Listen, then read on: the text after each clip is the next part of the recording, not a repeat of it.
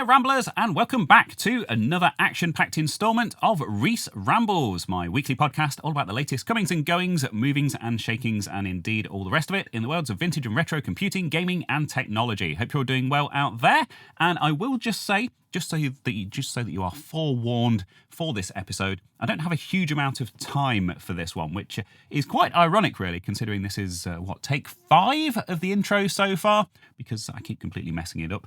But yes, hopefully this is the one, and hopefully the fact that I don't have a huge amount of time to record this today and get it all edited and uploaded doesn't have a detrimental effect on the quality of the output, if such a thing were even possible. But with that in mind, let's jump straight in, and I think I should address these items on the desk first, because if you're watching this on YouTube, you've no doubt spotted these 2 rather large boxes on the desk next to me. These were genuinely here when I set up to start recording. They're not props that I've gone and fetched, just have an interesting story to tell and pimp out my Patreon, I promise. But actually, as it happens, these are donations to the channel from the past week. So what these are VIP press packs of the Atari 2600 Plus and the 400, or the 400 Mini, or whatever you want to call it. And these were very kindly donated to the channel this week by Ian Lee, that much loved. Is it right to describe him as a national treasure? I think it is, to be fair, especially after I offended him in that video this week. Apologies once more to Ian. You know I love you. I do. I really do. Sorry for calling you a turn of the century entertainment juggernaut. I thought it was a compliment, to be fair. But then I have never really been very good with words. But anyway, of course, referring to that video. And what I'm going to do actually here, just as a bit of a one-off and a bit of a special, I guess, is I'm going to show some of this video to you. So let's hit play on this. This is the unboxing that I did when these arrive. And I tend to do these unboxings as an exclusive for my supporters. Not because I like to put stuff behind a paywall, because I don't really generally agree with that, but they do support the channel, and they do kind of help me out covering my costs and stuff. So it's nice to give it a little bit back, and I've got to unbox this stuff anyway, so I may as well hit record on the camera and talk a load of rubbish while I'm doing it, and just stick it all up on the internet unedited, and people quite enjoy it. So I am actually going to link to this video down in the description of this one if you want to go and check it out. So you can have this supporter exclusive video for free, just for this once. But anyway, here's a clip from it. So as you can see, we've got the 400 box here, and this is really cool because it's styled after an original Atari 8-bit cartridge. So in that true 1970s style, it's very brown, it's ribbed. I mean, all right, the ribs are printed on rather than being actually kind of molded like the original cartridges, but hey, they made an attempt was made, and it's a good attempt, and it's got like this 1970s style wallpaper inside it as well, and a really nice kind of platform and stuff, so you can set it all up to display the console really nicely. And I didn't have a 400 in my collection either, so either the original, I do have an 800, but I didn't have the original, or indeed the mini version, the modern mini version.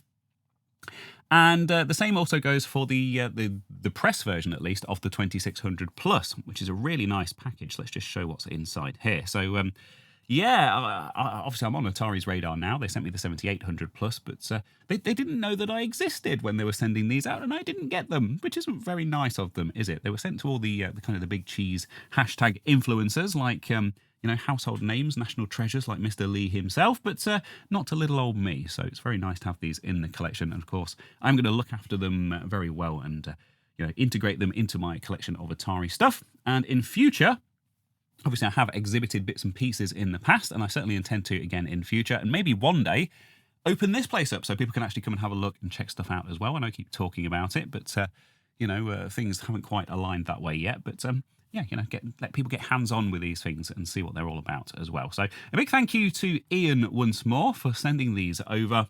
I love you, and I'm really, really sorry that I offended you. I mean, it wasn't the intention. I was trying to be nice. I'm just really terrible with words.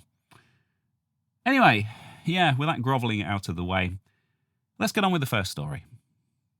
This year, I have been mostly playing a game called S.T.A.L.K.E.R 2. Now, I know this isn't really a kind of vintage or retro story, I guess. Of course, the original game came out in 2007, I believe, on the PC. It was pretty revolutionary for its day. Absolutely enormous open world game with this whole artificial life system and artificial weather system and stuff like that.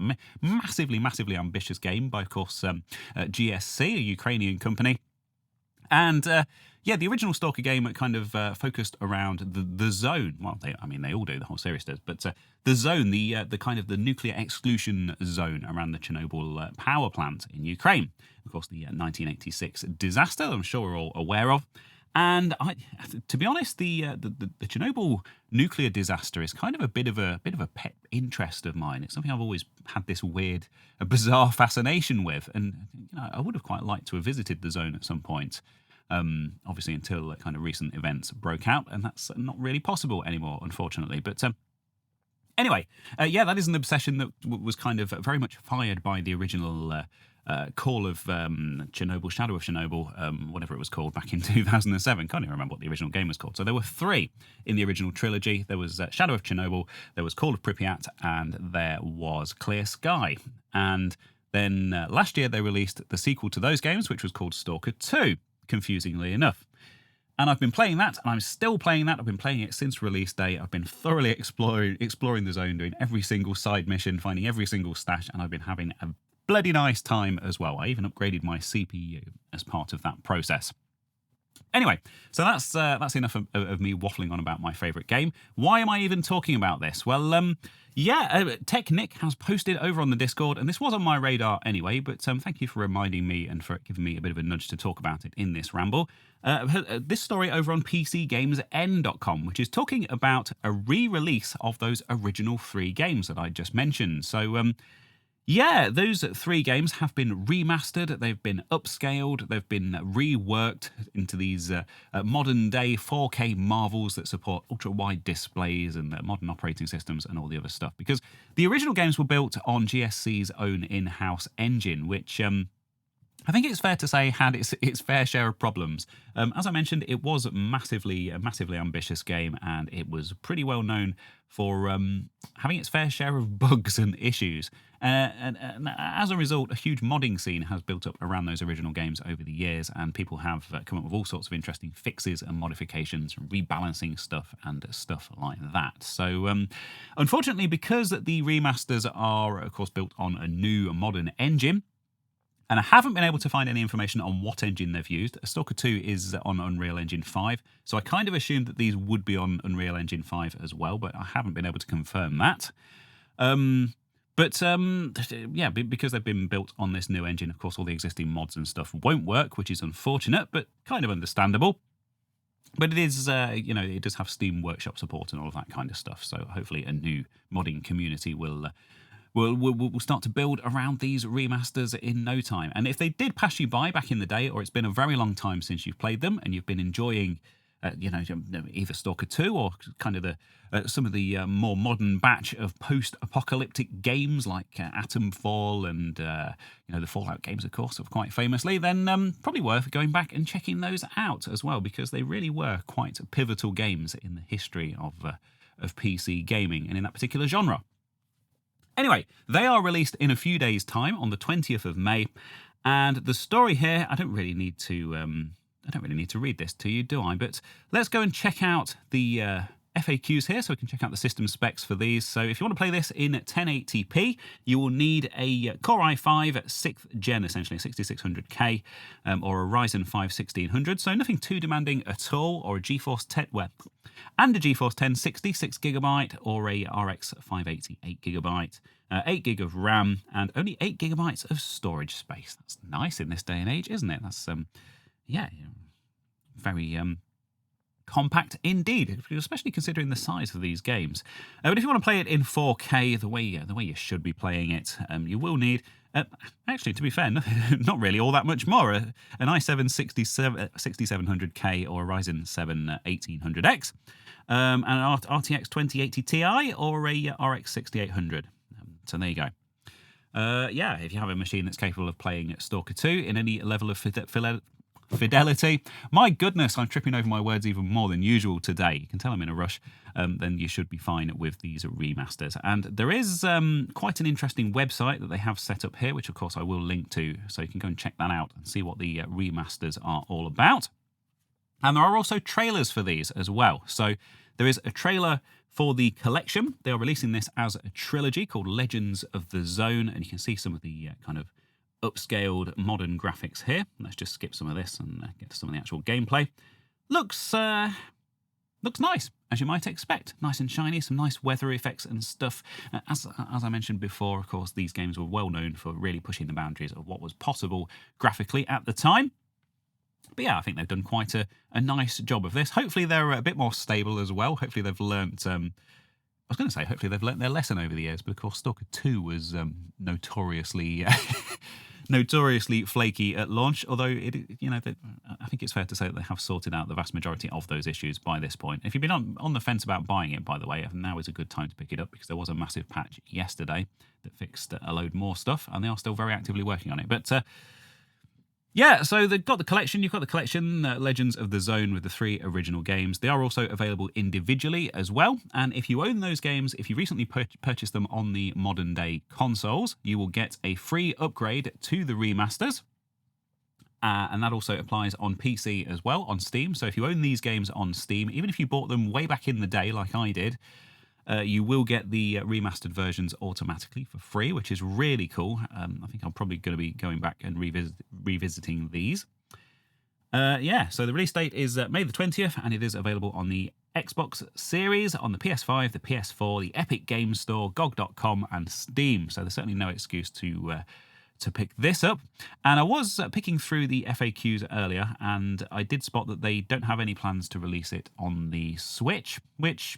all right, fair enough, but they probably don't have the resources to support that platform as well. But it would have been quite cool to have seen these older S.T.A.L.K.E.R games on the Switch, I think. But anyway, if you are into first-person shooters, survival horror, post-apocalyptic stuff, weird goings-on, conspiracies, and all of that stuff, I can highly recommend these games. They're all brilliant. I've been a massive fan of the series since day one. Like I say, I've been playing the latest installment and enjoying it a lot.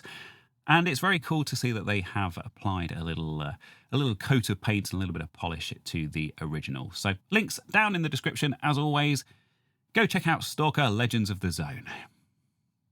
When I was a kid, we had an Atari ST. Yes, that's right. Atari ST, boo hiss, whatever. Say what you will down in the comments, Amiga people. But I think it's fair to say that those of us who had computers around that time, around the early 90s, were very, very lucky indeed. It was quite rare in school to have a full-blown computer at home, certainly when I was a kid. Obviously, at the time, we were the uncool kids, because all the cool kids had games consoles. But... yeah, anyway, and of course those of us with the 16-bit machines soon found that we were getting well and truly flounced by the PC within a few short years, I think it's fair to say, particularly with the 1993 release of Doom. Shout out to the Doom Shrine, of course, my collection of original Doom stuff that I have in the corner here, although you can't see it this week because I have these huge boxes in the way, but... yeah, and I think ever since, owners and enthusiasts of those 16-bit machines have really been trying to push the limits of what's possible with them by adding all sorts of upgrades and things to try to reach that holy grail of running Doom and, imagining what might have been had that been possible back in the day. And there certainly have been some very, very noble attempts over the years. Of course, we've got the accelerators for, the Amiga and the ST, Raspberry Pi-based stuff, that kind of thing, 68030, 68040 CPUs and all of that. And, I've even seen, Quake running on accelerated versions of those machines. But does it really count if it's a 21st century upgrade? I don't think so. I mean, it's great pushing the limits of these things, and it's really cool to see what these hardware designers are doing with these old machines. But, there's just something about running this stuff on the original hardware, original unmodified hardware. And there have certainly been some quite huge developments in recent years, thanks to kind of modern programming techniques and, people really kind of blowing apart the hardware and the capabilities of the original hardware. Anyway, so I just want to start with one quick example. I am going somewhere with this, but this is Wolfenstein 3D on the Atari ST. And you need 4 megabytes of RAM for this, I will say, which is, it was possible back in the day. It has SIM slots. You could just stick 4 megabytes in it. Would have been very expensive back around, 1989 the STE was released. But, it is a contemporary spec. And you also need a hard drive, which, again, was also a thing back in the day. But as you can see, this looks pretty damn good. It runs great. It's got all the sound effects and stuff. And I actually had this running at when I went to the Kickstart Amiga show last summer. I took my ST.A., my original childhood Atari ST.A., and I had the port of Wolfenstein 3D up and running on that just to show people what it was all about. But yeah, of course, it's Wolfenstein 3D. It's not quite Doom. It doesn't have the variable floor heights and all, the lighting and the more advanced level geometry and all the extra weapons and stuff. Still, an amazing attempt, and of course, there are Amiga equivalents of this as well. It's just the ST is the word that I am kind of more familiar with. So it was quite interesting to see in the past couple of weeks, and I must admit I did miss this last week. I was going to cover it in last week's Ramble and completely overlooked it. So thank you to Manimo for submitting this. Someone is porting Doom to the Atari ST. Actual Doom, and here you can see it running. Now, this is running at actual speed. This video has been captured at actual speed. So yeah, this runs at about 20 seconds per frame, not frames per second, seconds per frame. Of course, this is a very, very, very early attempt, but this is running on a stock 4 megabyte RAM Atari ST. Obviously, they've had to reduce the graphics, the color count of the graphics down to 16 colors to get it to work on the Atari ST's graphics chip.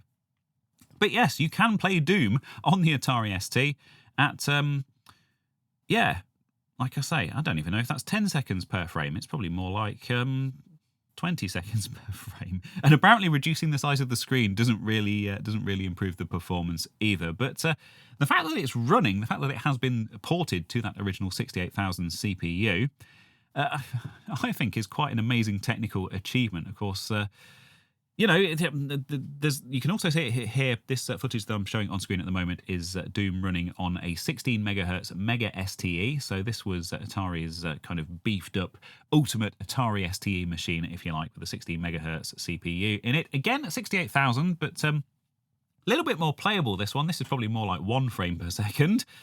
But yeah, I was just amazed to see that this had been ported. And if this was a thing back in the day, perhaps the PC wouldn't have taken over and we'd all be using Atari STs today. Yeah, right.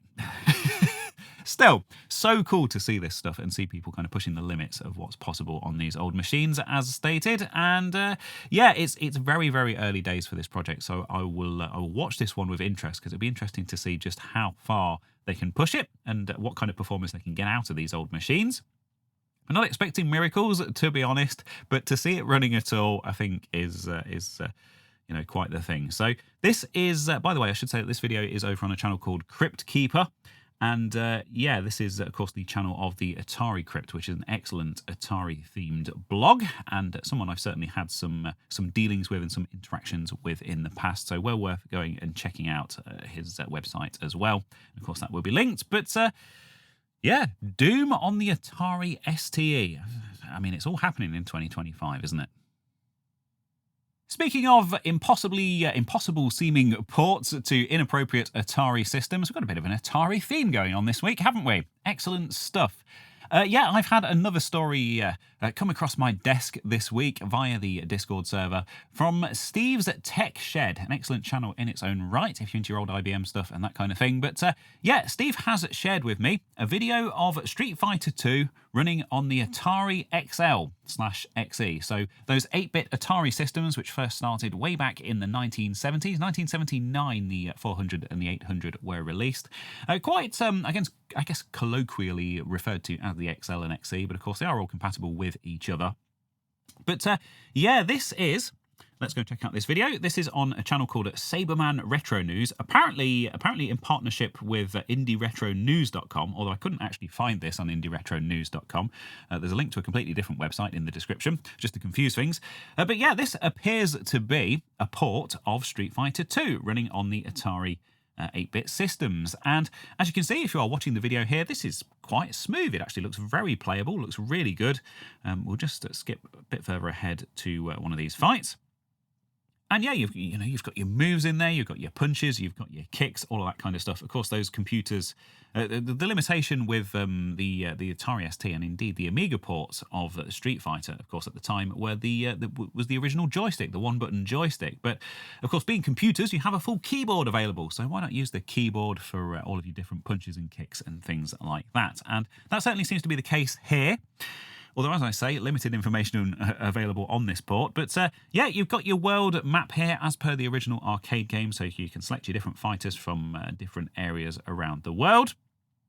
And this looks really cool. It actually looks really playable. You've got some of your different scenarios here with your background. You've got the Guile's iconic stage here with his dock with a boat in the background. You haven't got the cheering crowds and stuff like that. I'm not quite sure if the plan is to add those in eventually, but I think this is really, really impressive for essentially what is 1970s hardware. But yeah, what is the actual story here? Now, I had to actually click through to that aforementioned website, which is AtariTecker.net.pe, which apparently is in Spanish, according to Firefox, and Firefox also very kindly translated it for me as well.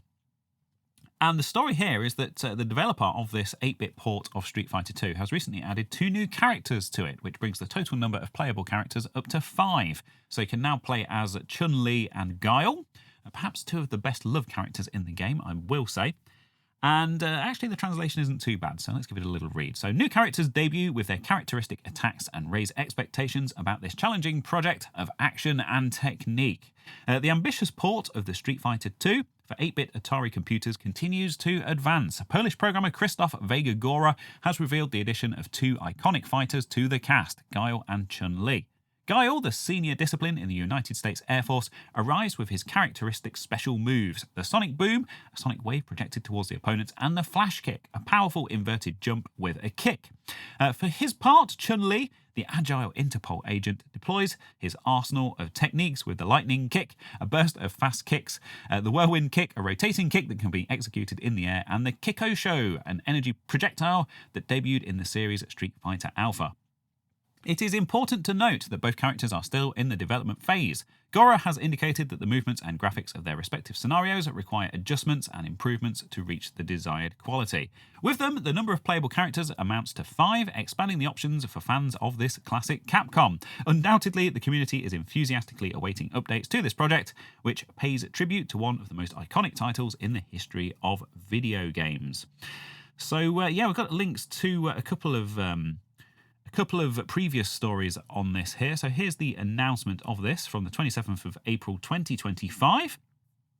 Does this have built-in translation? It does. I wonder if it's any better than Firefox's version. But yeah, you can see the original announcement here. So it's been designed for Atari computers with 64 kilobytes of memory and is based primarily on the Game Boy version, although with several additions that have already sparked enthusiasm in the retro community.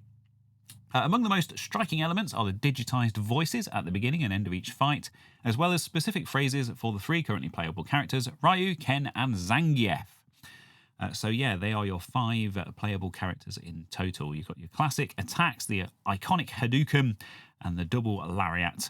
And yeah, another detail that does not go unnoticed are the background melodies. The game has 11 musical pieces that faithfully evoke the original arcade stages. So this is being developed over on the Atari Age forum. Wonderful bunch of people that they are. And yeah, you need 64 kilobytes of RAM, which is certainly not all that outlandish as far as these 8-bit machines are concerned. And yeah, 4 kilohertz audio samples, which limits the use of colours per line, although he promises visual improvements through PMG in the sets. Like I say, it's translated, but it's fine. We get the point. So yeah, a port of Street Fighter II to Atari 8-bit machines, which appears to have been started back in late April and seems to be advancing quite nicely. Digitized voices, music, you've got the characters, 5 playable characters with all of their special moves. And the news this week is that 2 new characters have been added, which is really cool to see, Guile and Chun-Li. So hopefully we'll get the full roster of characters before too long, but looks like a really cool little homebrew project, and thank you to Steve for bringing this to my attention.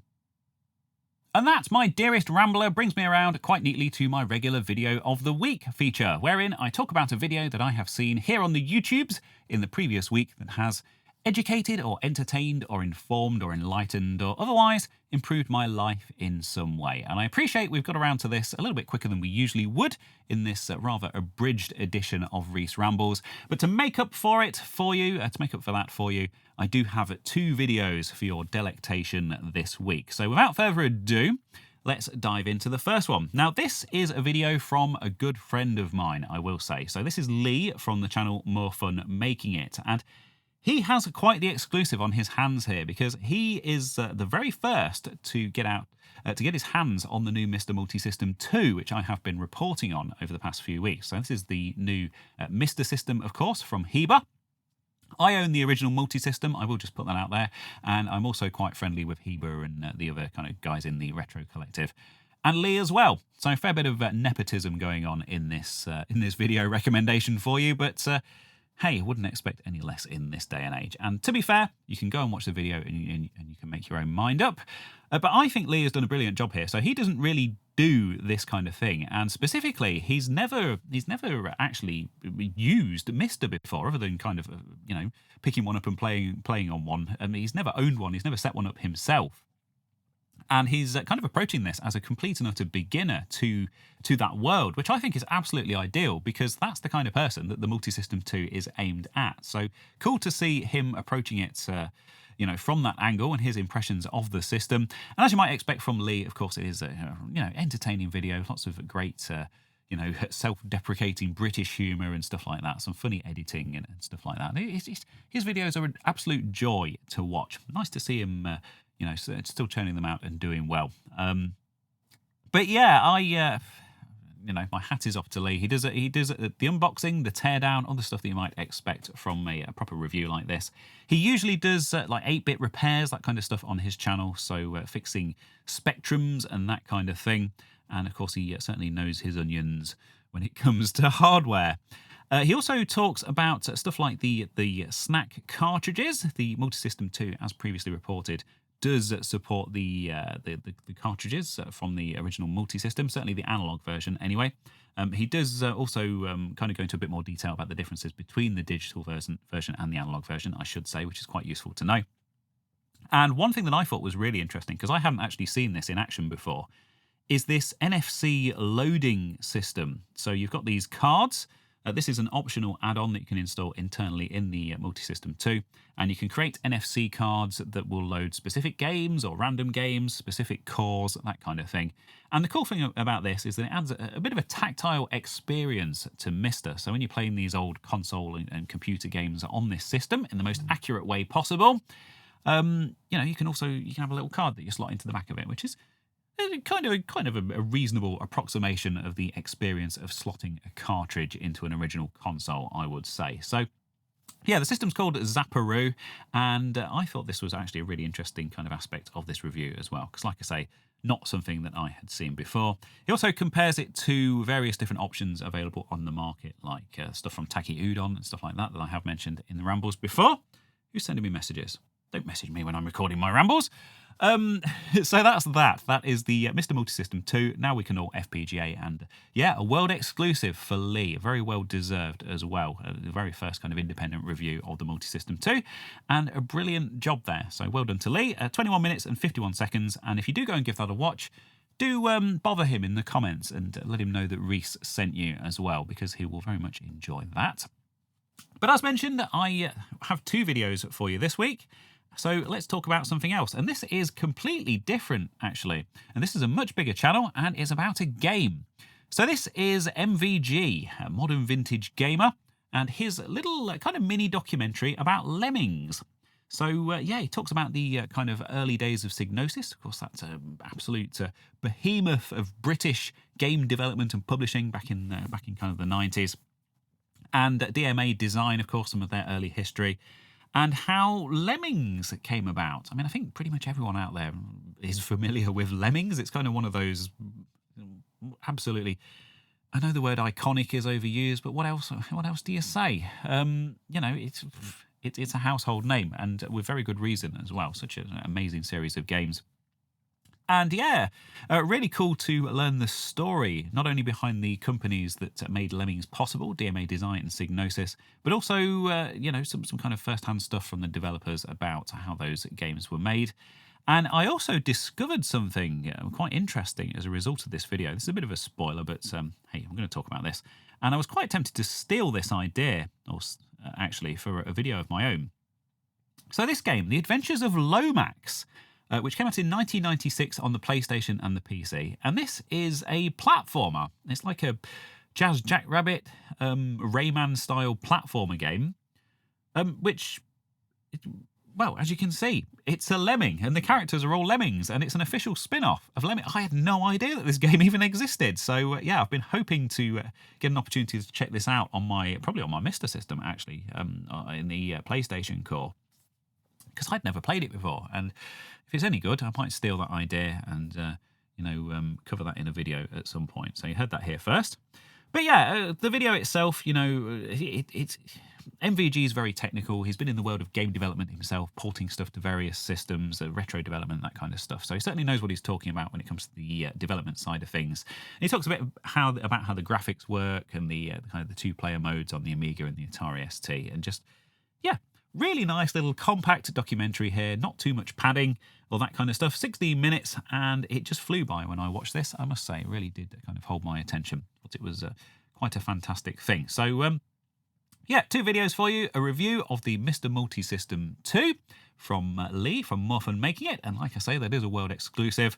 And also this rather nice little documentary about the story of Lemmings and Psygnosis and DMA Design from Modern Vintage Gamer.